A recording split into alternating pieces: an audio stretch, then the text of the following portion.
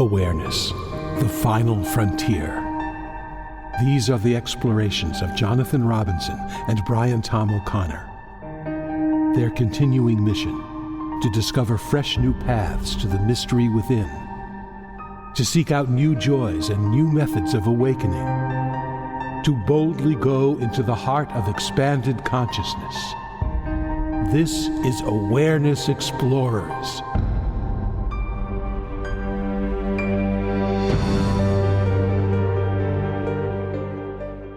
Welcome back, friends and family of Awareness Explorers from the outer reaches of inner space. This is Jonathan Robinson. I'm with my trusty co-host, BrianTomO'Connor.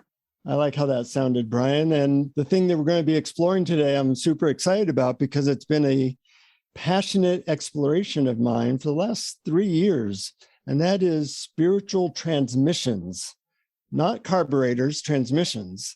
And spiritual transmissions is something we have skirted around a little bit, talked about with Rick Weinman of Vortex Healing, but I want to really explore it from a practical and a spiritual dimension. And when I talk about the idea of spiritual transmissions from gurus or from other people, what is the first thing that pops into your mind? Well, I realized when I was thinking about this, we discussed this topic a few days ago when we decided to do it. And I realized that I might actually have a narrower definition of spiritual transmission. When I first came across the term, it was the ability for a guru or spiritual teacher to induce enlightenment in his student or her student. Mm-hmm. But it could be looked at more broadly in terms of spiritual energy passing from one person or being to another, not necessarily awakening or enlightenment. Yeah, I tend to go by that more broader definition because you can definitely see that gurus can't just magically touch someone or send them energy and they become awake. But as Adyashanti said, when being asked about spiritual transmissions, he said, well, everybody's is transmitting all the time. It's not just, so-called enlightened folks. Somebody who's depressed is putting out a depressive transmission, and we're all kind of soaking in each other's energies. The question I have is, can they be helpful for spiritual awakening in some way? What are they? How do you become more open to them? And lots of things to explore. So, the first analogy I often give people who ask me about it is, we're all kind of like tuning forks. When you go to a sports game or a concert, you get caught up in the energy field of everybody around you, and that makes it more enjoyable. It's very different going to the Super Bowl in actuality with all the energy of everybody and watching it on your TV set. So I think transmissions are happening all the time, and it's possible with the right guidance and the right technique to become very receptive, like a radio, to specific transmissions that can be not only blissful, but perhaps helpful in waking up. That's my rant. What do you think? Well, I think that the broader definition is less useful than the narrow definition. The broader the definition, the more it applies to a lot of different cases, and the less useful it is to awakening to your true nature, which I think is far more important than feeling a sort of a really cool feeling of everybody all together and feeling great or blissful or happy. As wonderful as that is, I agree with you about the tuning fork analogy, and that we can be more open to the energies that pass among people. But I'm more interested in what wakes us up to our true nature, and I don't know whether that is something that we can actually have any control over in terms of something passing from another person into us. Mm-hmm. Yeah, well, let me share a couple of experiences. As you know, I took a couple of years of Vortex Healing, and sometimes the leader of that, Rick Weinman, would send energy, and I would have very profound waking up experiences that lasted anywhere from half an hour to a day. So that was interesting. And then I spent time around gurus such as Sai Baba, who gave me a transmission that made it so that I was in a state of complete bliss and one with the universe, to the point where I couldn't feed myself for 5 days. Now, whether these have lasting value in helping somebody to awaken, I don't know, but certainly they had a lot of impact, if nothing else. And there's studies that show that if enough people meditate together, that it seems to affect a broader community, like reduce crime rate and violent crime, sometimes known as the Maharishi effect. So there's indications that these are powerful energies, but I, like you, am not fully convinced that they have lasting value. Although, just like drugs might not take somebody to a permanently higher state, but they can certainly inspire and give people a target and help people kind of know what they're looking for more clearly. Well, I agree with you that I think that could be very helpful. Having an experience, and I certainly have experienced that in meetings with teachers where the group energy is so strong that I feel, really marvelous. But a lot of that has to do with whether or not the teacher points the students back inwards to themselves, to the awareness in which the teaching is appearing. If they're not doing that, then I don't think that energy feeling is as strong. And that's the goal. The goal is that we look inside and we see that there's something that is always there. So if it's something that gives us a temporary high feeling, that's wonderful to know that feeling as something we might aim for. But seriously, if you have an idea that what you're going to get is something from another person that's going to give you a high feeling, then I don't think that's as useful as knowing that there's something within you that's always there, that never goes away, that is completely allowing, that is completely loving, that is your true self. And when you glimpse that, then that, I think, is something lasting that you can carry with you wherever you go throughout the day and bring it up at will at any moment. Mm-hmm. Well, I tend to agree with you there. The question I'm more exploring is, can this be a stepping stone for people? Can it help people, think of a ladder? Can it help get you from one rung to another? And my impression of this is a little bit mixed, because with transmission, like if you're getting a transmission from a guru or even a Reiki practitioner or something like that, there's the kind of unsaid thing that you're dependent on someone else, that you're passive and you're hoping that by somebody else's grace or energy that you get somewhere. I think that's a little bit of a dangerous precedent sometimes for some people. On the other hand, there's people like me who sometimes approach the spiritual path like a discipline to be conquered. And that's not a good approach either, thinking I have to do my exercises. And for me, the idea of spiritual transmission started to be a little bit like grace. Like if I'm really open, then grace can enter.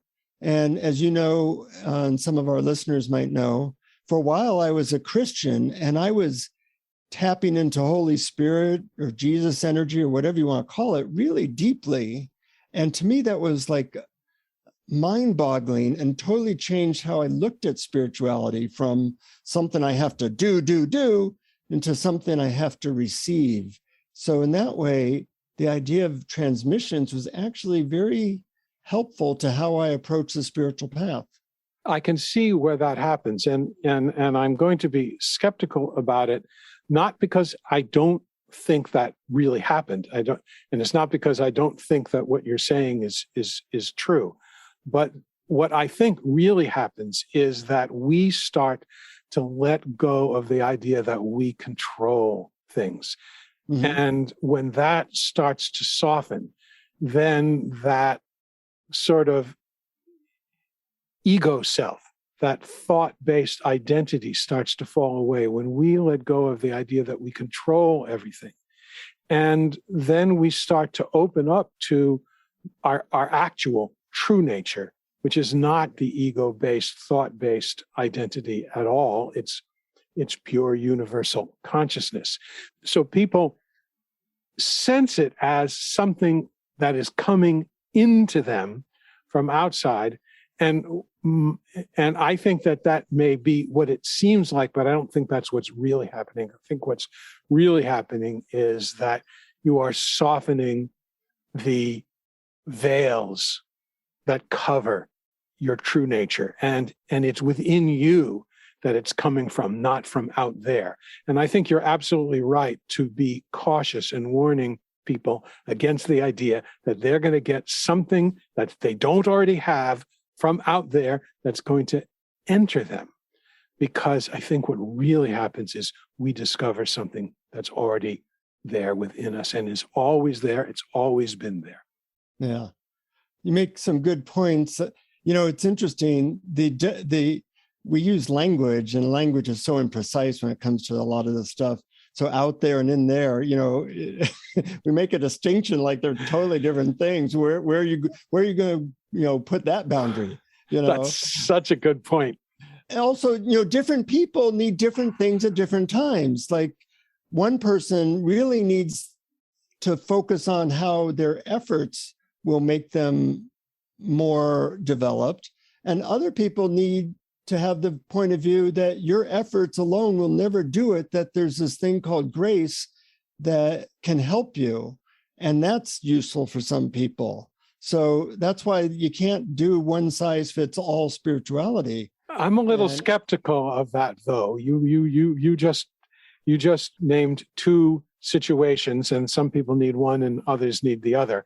And I would argue that everyone needs the second one and not the first one. Uh-huh. That might be the case. And I love it when we disagree. We're doing this the night after the Oscars, and I won't slap you the way Will Smith slapped Chris Rock. But I do take that we have some different ways of looking at things, and I think that makes it spicy. So let's talk about a distinction, which is in-person transmission and distant transmission.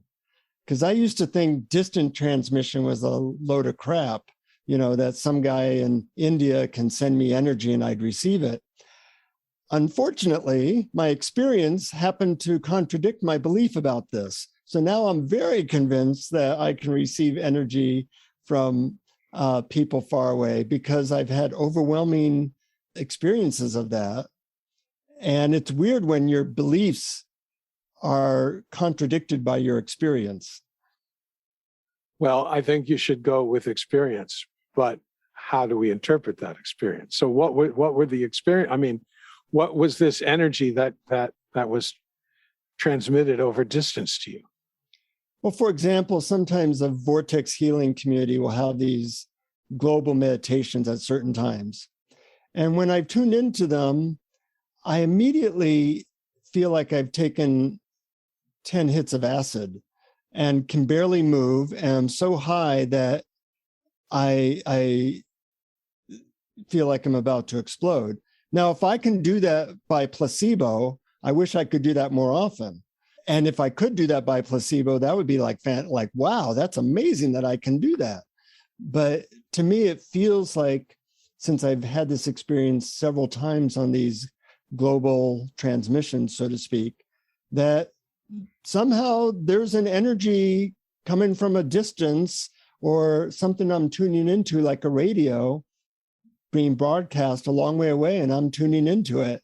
And that's kind of how I look at it, that I'm a receiver, there's a radio somewhere, and or there's a broadcasting somewhere, and I'm tuning into it. And that's interesting to me. And you've tuned into the right frequency. Yeah. And Yeah. it all happens through a scientific process I've described before, known as PFM, pure friggin' magic. That's great. Well, I don't doubt that that kind of thing happens. It's the value of it Okay, that I'm let's talk skeptical that. about. First of all, why would you want to have something that where you're not able to move? What's the value there? Well, that's just a effect. The actual experience is so otherworldly and intense. That's my way of describing it. That have so much blissful energy moving through what used to be my body, but I can't even feel my body. That's just my way of saying this is not an ordinary experience, nor is it like my experience in meditation. It's really out there. And well, blissful energy. I have nothing against that. I like bliss. Put that on the ballot. A lot of people would vote for it. Yeah. I've experienced bliss many times and pretty much could call it up at will. But so then the question is, did it last, and can you bring it back at will? Unfortunately, no and no. So it didn't last, and I cannot bring it back at will. Although I have seen over the last couple of years that I've gotten better and more sensitive to tuning into various transmissions or energies, whether they be from people or nature or my trying to connect with Holy Spirit. I seem to be getting better at that. And that is useful to be able to like, okay, I'm going to tune into, this guru's energy now and have it there. That I have found very helpful at times. Well, even though I am skeptical about transmission in terms of awakening to your true nature, which it doesn't sound like that's what you're actually describing. It sounds like you're describing a blast of energy that puts you into a blissful state, which sounds like a heck of a lot of fun. And I don't want to put it down in that sense. That's why we do drugs. But when you really see what you really are, when you really see your true identity, it is something that doesn't go away. It is something that once you see it, you can't unsee it. It's there. You realize that who you are is everything. And sure, you can temporarily focus down in your day to concentrate on things that you have to do for practical reasons, and you sort of narrow down your scope. But you can, at any moment, widen your scope again and identify with the background of experience. And that contains all the bliss and joy and love that you ever want to have. And that's there 24/7, whenever you want to tap into it. Mm-hmm. Well, I think we're really talking about different methods to a similar state. And there are differences, like being awareness, identifying as pure awareness is slightly different than being identified as pure love, and slightly different than being identified as pure bliss. But, I'm good with any of them. And let's just say if you can consistently and easily tap into any of them, then good things are happening. Well, and they're all related. Yes, I'm with you there. And I would even say that tapping into pure love and tapping into pure awareness are the same. I mean, right. Love is what we are. Yeah. Awareness, universal awareness is what we are.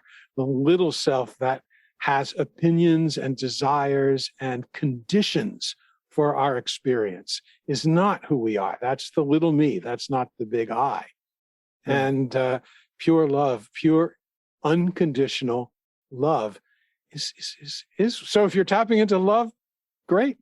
Love it. We're in agreement again. Oh, shoot. Darn. Yeah. So the next subject to explore is like, how do you open up more to any of these higher energies? And I think it involves a few things, because I've explored this a little bit. For one thing, I've asked people who are really good at tuning into transmissions what they think helps. And I get consistent answers, so I want to tell you what those are. One is having the right belief. Your beliefs can cut you off from transmissions. Somebody walking into a lively church who is not Christian is less likely to tap into the Holy Spirit energy than the person who is a true believer and experiences that frequently. So I think having the belief that there's always transmissions going around, just like there's always radio stations going through us, cell phone wavelengths going through us, that it's just a matter of, are we receiving them?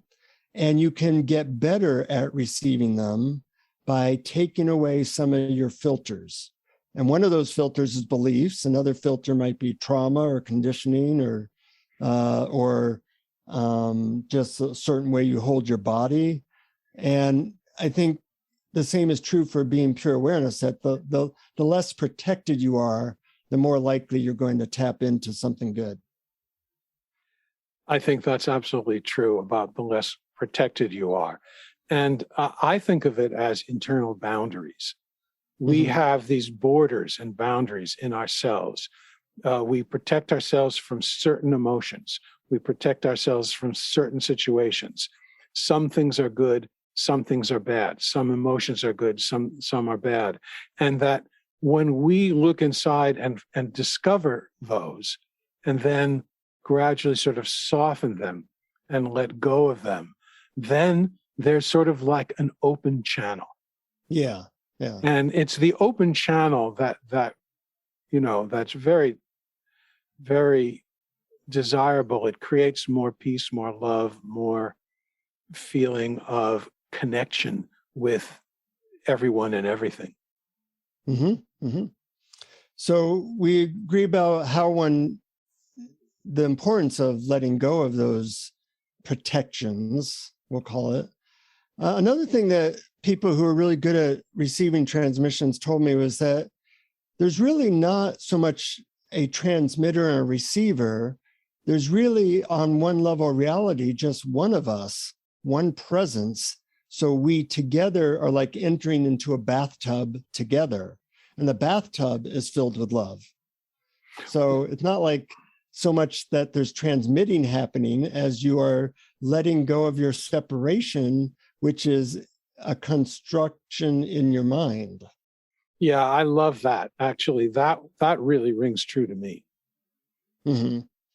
And lastly, we see that entrainment happens all the time, whether at a sporting event or a concert. We naturally entrain to the energies around us. So it's not even so much a mystical thing. It's a very human thing, that we're all transmitters and receivers. And like any skill, you can get better at. And you don't need to understand it. I mean, I don't understand how my toaster works, but that doesn't keep me from using it. That's true. That's true. And it's true. You don't have to understand it, and you don't have to believe something is true. You have to try it out. You have to look inside and see if you can be open to it. But just as we said before, I think the danger is that when you think that there's something you don't have that you're going to get, that someone's going to send you, and this is why I like your bathtub analogy so much. When you think something you don't have that someone's going to give you, then that's actually creating an inner border, an inner boundary, an inner duality that I think is a veil of your true borderless, choiceless, open awareness. That's your true nature. And that's where happiness lives. It's there. It's not in something you get from somewhere else. And when you, and for me, the biggest thing, I would say, if you'd say what's the most important lesson you ever learned in this whole spiritual game, is this: it's not about something you don't have that you get. How much did that cost to get you that? It cost a whole lot of time sitting there saying, exactly. Okay, I feel crappy. I don't want to feel crappy. Can you allow yourself to feel crappy right now? It took a whole lot of that. Yeah, a whole lot of therapy and other things. No, it's not. It's It's allowing your experience to be the way it is. So if you sit down and say, I want bliss instead of the crummy way I'm feeling now, then you've just defined your obstacle. Yeah, yeah. Actually, that reminds me, the other day I was in doing a transmission with a group of people, and I was feeling a lot of joy. And one woman who was, playing the part of a sender said, imagine there's a knob on your hand and you can turn up the transmission to make it even more joyous, because I was feeling a lot of joy. So I tried that, and I realized it had the opposite effect, because now I was trying to push something. I had an agenda, and it actually interfered. So I said, that doesn't work at all. The only thing that works is totally being absolutely okay with exactly how it is. And that was the only thing that actually seemed to make the quote transmission quote stronger. Right. Well, see, my argument is that it was the allowing it to be exactly as it is that did the trick, but you interpreted it as transmission. That could be. I do want to mention, before we do a guided meditation, first of all, a shout out to our Patreon supporters for being so helpful and consistent. And if you want a bunch of extra stuff, extra interviews and guided meditations and blogs from us, go to our Patreon page, patreon.com/awareness explorers. It's all explained. And for as little as $1 a month, you can get a bunch of extra stuff. We really appreciate that. The other thing is that I think that this idea of transmission can be learned, that you can get better at it, at receiving. And that's important, because whether you're trying to receive from Holy Spirit or nature or a loving friend or a guru, being receptive or soft, as you might say, and less protected is a nice skill to have. And I think everybody kind of has to find their way to what helps them at the current place that they are in the journey, to soften, to open, and to let go. Well, I think you're absolutely right, whether the goal is transmission or not. I think you're absolutely right that softening, that letting go, that opening is really important, really helpful. And the next thing I would say, if you want to get better at this, besides practice, is creating a set container and intention. Because I think that transmissions do somehow respond to our intention. Whether I've given or received Reiki in transmission or vortex or all these other things, Holy Spirit, they all started with, okay, I'm setting an intention now to open, and I'm creating a firewall from my phone or for distractions that allow me to really be in as receptive a place as possible. I tell you this because that's what I'm going to want you to do when we do our guided meditation today, is to set an intention of being receptive, set an intention of really a sacred container, because I've often been surprised by transmissions. And that's the other thing I like. I have a very linear mind. And when something comes out of left field and hits me with, a ton of grace, I go, oh, that's pretty interesting. That I don't know how the universe works, but it seems to be being very kind to me at this moment. Yeah, I think that is going to be very useful in the meditation and anywhere in life. Mm-hmm. Any last thoughts, skepticisms, tips around the transmission idea? Actually, I do have a couple. And what it is that one of my favorite things to do when we have a topic like this is to look up what my favorite teachers have to say about it. And I would say my all-time favorite teacher is Adyashanti. And I found 2 actually perfect quotes from him about transmission. So if you don't mind, I'd love to read them. Please. Second one's a little longer. The first one's shorter. The first one is, Simply let everything flow into and out of stillness. Just that and nothing more. The rest will happen of its own accord. Keep it simple. Silence is its own transmission. And the other one was this.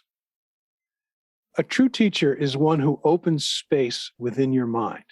If you turn your attention away from everything else and merge with that space, you awaken as that consciousness. This space is the true teacher's gift. It is an open door, but you must walk through it. Surrender to the space within yourself that the teacher awakens. Emptiness is the true teacher's transmission.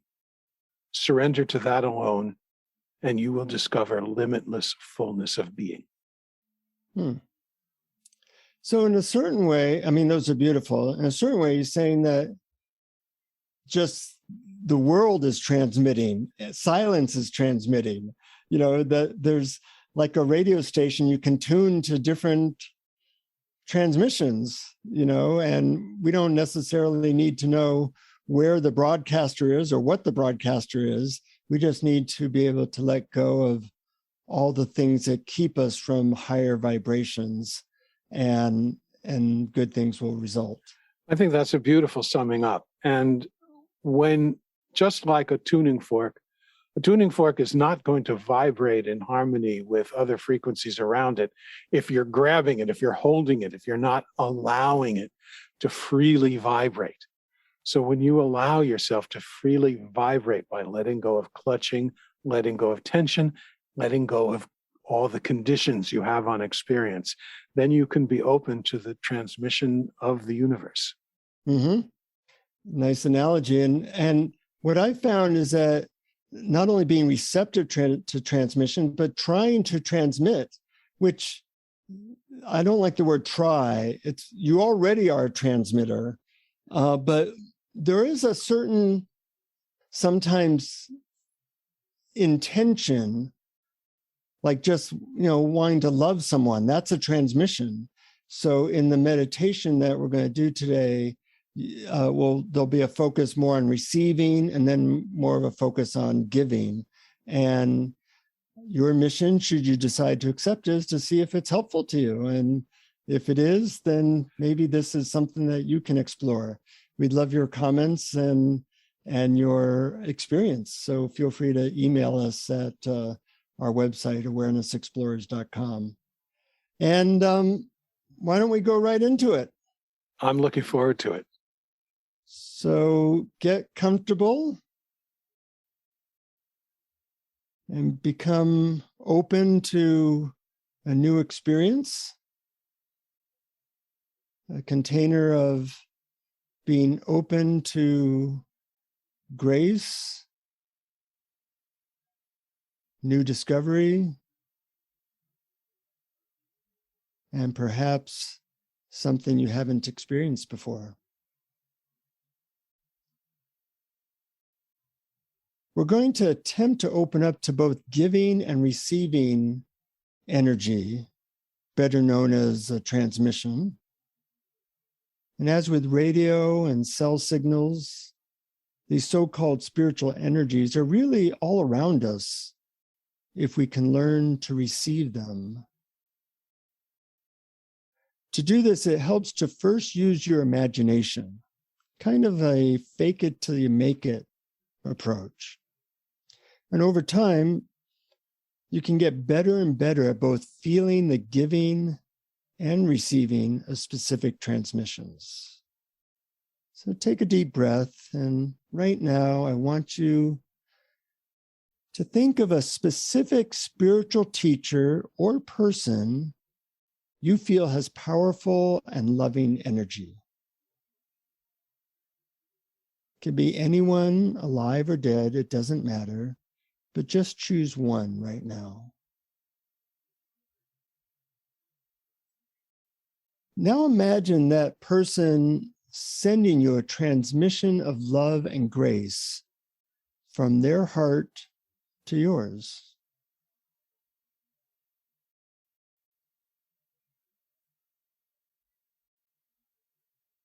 It may help to see both of you surrounded by white light, and then sending you a beam of grace and loving energy directly to your body and heart.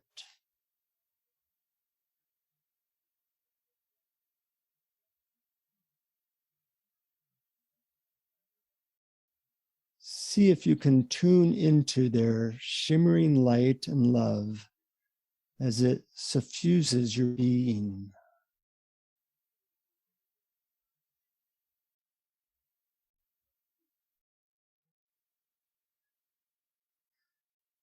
Allow yourself to breathe in the sacred energy and fully open and receive.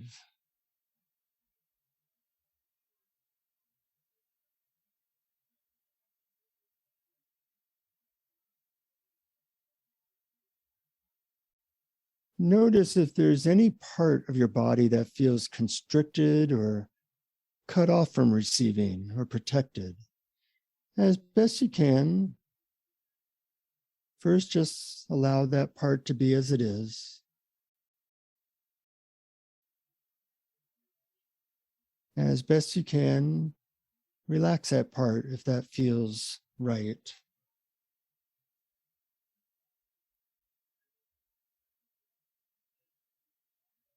Just have the intention of being open and receptive.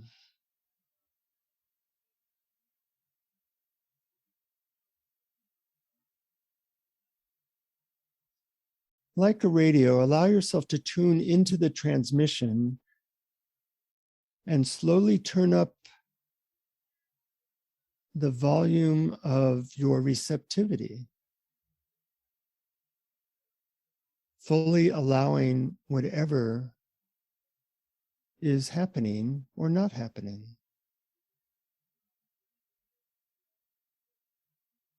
With each breath, picture or feel the beams of loving grace entering your body and lifting up your vibration.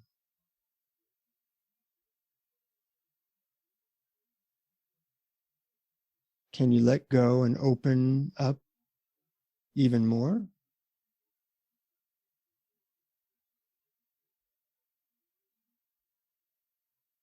Now I want you to imagine that you're not only a receiver, but you're also a broadcaster of loving grace.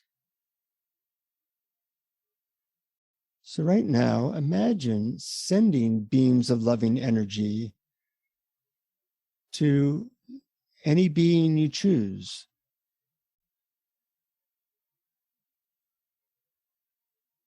It could be someone you care about who could use your love and upliftment, or it could be the person that you're just receiving from.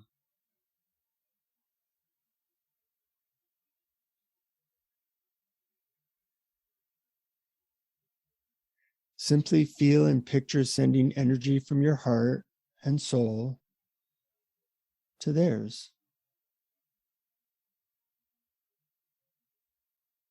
Enjoy the experience of being a vessel of love and goodwill that is shining out to others. Since we're all connected, whatever you give or send to another comes back to you magnified. After all, we're all one. Continue to feel this giving and receiving of energy, just like a circling vortex that increases in strength with each passing moment and breath.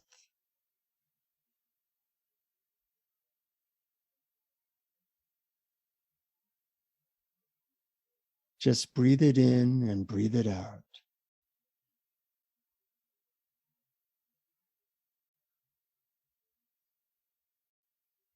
In a few moments, I'll be asking you to slowly open your eyes.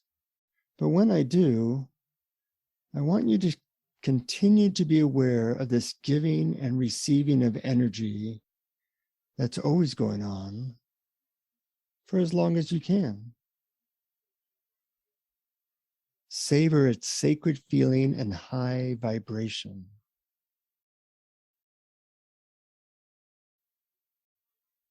Okay, slowly begin to open your eyes while continuing to feel like you are both open to receiving and giving of higher vibrations. Your body is a vessel of taking in higher vibrations and then passing them on to those you care about. And when you're ready, start to slowly move your body around and go about your day as a vessel of loving energy.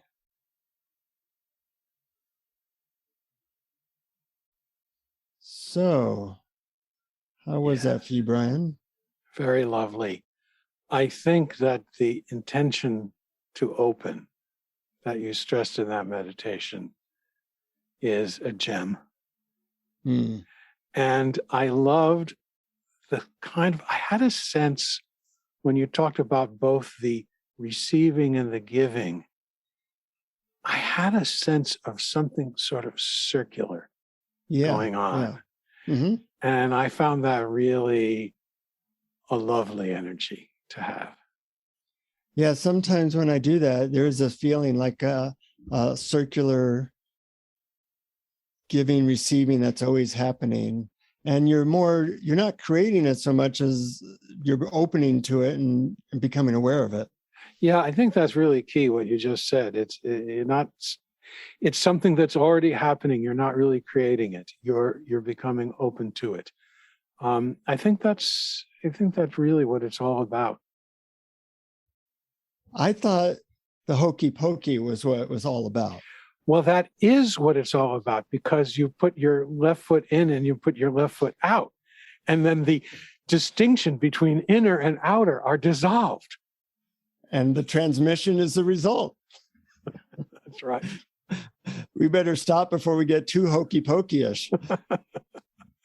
Actually, Locke Kelly used to teach the hokey pokey as part of during his satsangs. He used to have a little teaching based on the hokey pokey. That was similar to what it was a very funny. It cracked everybody up, but it was profound in the same way. Yes. Well, another interesting exploration, Mr.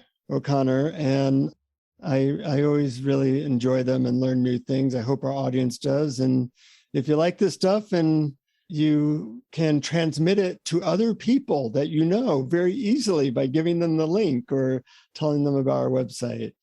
Any last words, Brian? No, except to say I agree. I enjoy it very much, gabbing with you about all this and looking at all the different angles of it. Yeah, it's fascinating. There's always a lot below the surface of every method and system that we hope that you get value from our explorations. Until next time, our friends, keep exploring. Keep exploring. Thank you for listening to Awareness Explorers. To learn more, you can check out our website at awarenessexplorers.com. Please subscribe to our podcast on your favorite podcast app. We'd love it if you would post a review. And please share our link on Facebook and with family and friends, because knowing yourself as awareness is the greatest gift you can give yourself or someone you love.